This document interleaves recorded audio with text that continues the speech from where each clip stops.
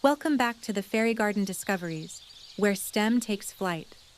The garden had always been very good at growing up. Stems reached skyward, leaves stretched wide.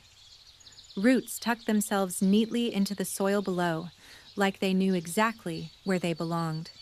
Bella the messenger fairy loved gardens like this. They were dependable, predictable, easy to read.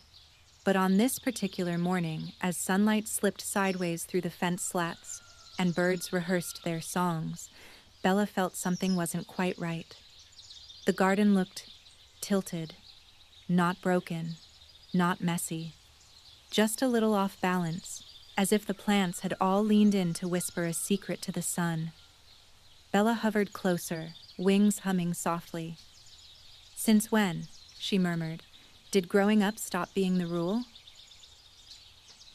Bella began her rounds the way she always did, looping past the raised beds, pausing at the herbs, nodding politely to the tomatoes who liked their personal space. Everything looked healthy. Everything looked green. Everything looked sideways. A sunflower leaned like it was listening hard. Bean vines angled across their strings instead of climbing straight. Even the lettuce appeared to be tilting its leaves, as though it were curious about something just out of reach. Bella drifted lower, eye level with the plants. Did something fall over? She wondered. She checked for storm damage. No wind. She checked for fairy mischief. None reported. The garden hadn't been pushed. It had chosen to lean. And that, Bella knew, was much more interesting.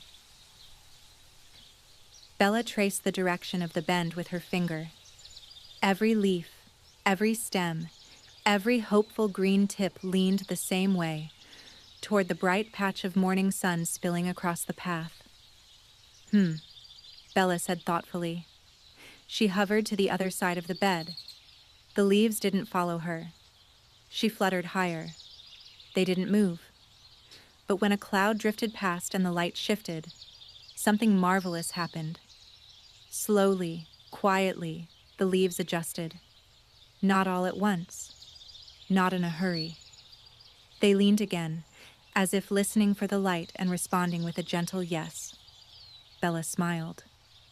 "They're not growing up," she whispered. "They're growing toward something."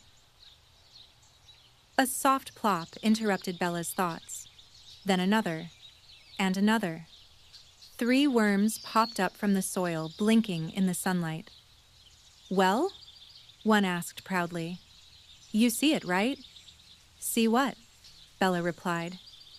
"The plants," said another worm, puffing out his segments. "They're following us." "Obviously," added the third. "We went this way." The worms wriggled in tight circles, pointing underground directions no one could see. "Left. No. Worm left. Down. But not too down. Why are roots so bad at directions?" Below the soil, roots twisted and curved as tunnels changed shape. Bella blinked. "Oh dear," she murmured. "This garden isn't just growing sideways, it's being guided." Beneath the surface, the worms were very busy. They tunneled and turned and argued politely, if loudly, about which way was correct. Roots followed gravity as best they could, reaching downward through shifting paths. Some curved, some looped, some paused, then tried again. Above ground, stems leaned farther, balancing leaf and root like dancers adjusting to a moving floor. Bella knelt at the edge of the bed, watching carefully. The plants weren't lost. They weren't broken.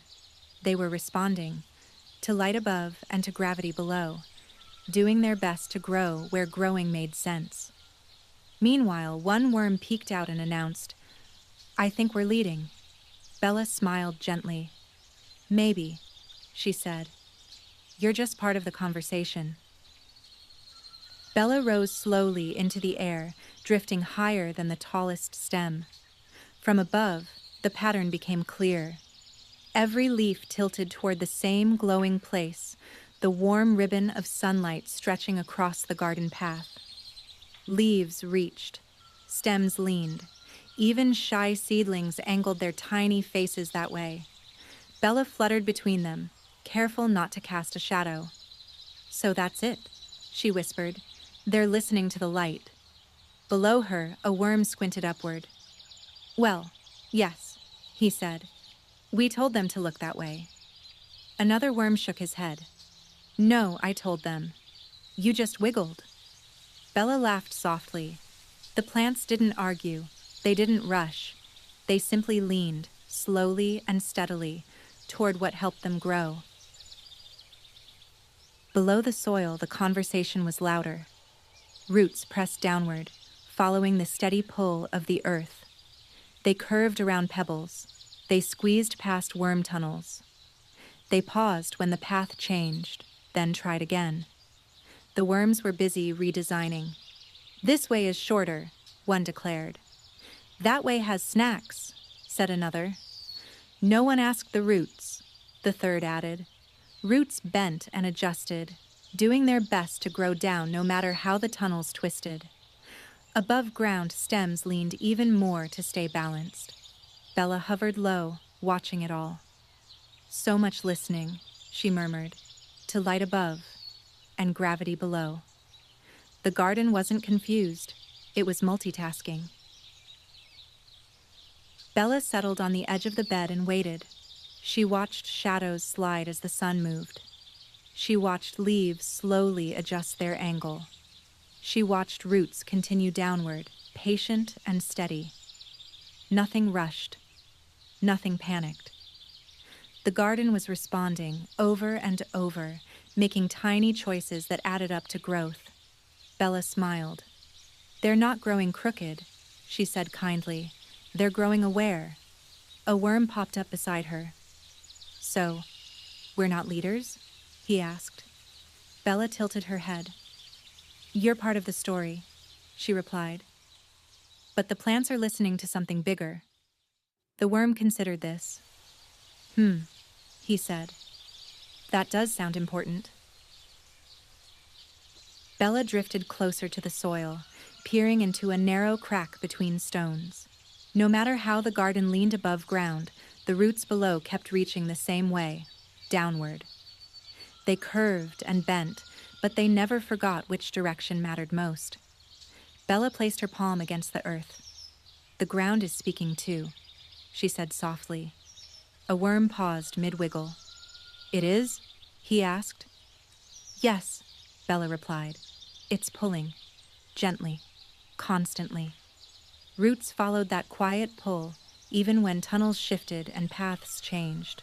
They trusted it, because down was where water waited, and strength, and steady support. Above ground, leaves leaned toward light.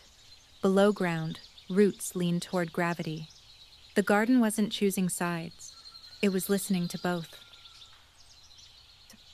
Bella hovered between leaf and soil, wings glowing faintly. "When plants grow because they feel something," she said, "it has a name." The worms leaned in. "A very important name?" one asked. "A helpful one," Bella smiled. "It's called tropism." She explained gently how some plants bend toward light and others grow with gravity, responding slowly, patiently over time. The garden seemed to breathe with her words. "So the plants aren't confused?" a worm asked. "No," Bella said. "They're responding." The worms exchanged looks. "Oh," one said quietly. "So they weren't following us." Another worm sighed. "I really thought we were famous." As the sun shifted higher, the garden adjusted once more. Leaves tipped, stems leaned, roots held firm below. Nothing snapped. Nothing hurried. The garden grew sideways and upward and downward all at once. Bella felt a warm understanding settle in her wings. "Growing doesn't mean staying straight," she said. "It means responding to the world around you." One worm nodded thoughtfully. "I suppose growing down is just as important as growing up." Bella smiled. The garden hadn't grown wrong at all. It had grown wisely. The worms gathered beneath the garden bed. unusually quiet. "Well," one said at last, "if the plants aren't following us, then maybe," another replied slowly. "We should stop telling them where to go." They looked around at the twisting roots, still growing, still reaching, still steady. A small worm cleared his throat. "We do help the soil," he said. "We make space. We mix things up." The others nodded. "Maybe that's our job," said one. "Not leading, just helping." Above them, roots slid gently past, grateful for the loosened earth. The worms wiggled back to work. No speeches, no signs, just quiet support. And the garden seemed to sigh in relief. By afternoon, the garden glowed. Sunlight poured in at an angle, and the plants leaned into it without apology. Stems curved gracefully. Leaves reached wide. Nothing tried to straighten itself. Bella hovered, taking it all in. So many ways to grow, she thought. Not everything needed to stand tall.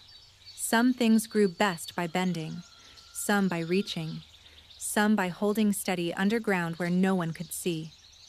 A worm popped up near her shoe. "I think sideways looks kind of nice," he said. Bella smiled. "It does," she agreed. "It looks like listening." As the day softened toward evening, Bella prepared to continue her rounds. She tucked the garden's lesson carefully into her satchel, not as a rule, but as a reminder that growing meant responding, that strength could be quiet, that reaching for what helps you thrive is always the right direction. Behind her, the garden leaned gently in the fading light. The worms worked peacefully below. The roots held fast. The leaves followed the sun's last warm glow. Bella lifted into the air. "I'll carry this one," she said softly. "It's an important message." When the sun finally dipped behind the fence, the garden rested, still tilted, still curved, still exactly as it needed to be. Roots nestled deep into the earth, strong and sure. Leaves waited patiently for morning. The worms curled into cozy tunnels, satisfied. Bella paused one last time and looked back. "This garden didn't grow wrong," she whispered. "It grew wisely." And with that, she flew on, leaving behind a garden that grew sideways, toward the light, with the pull of the earth, and in its own perfect way.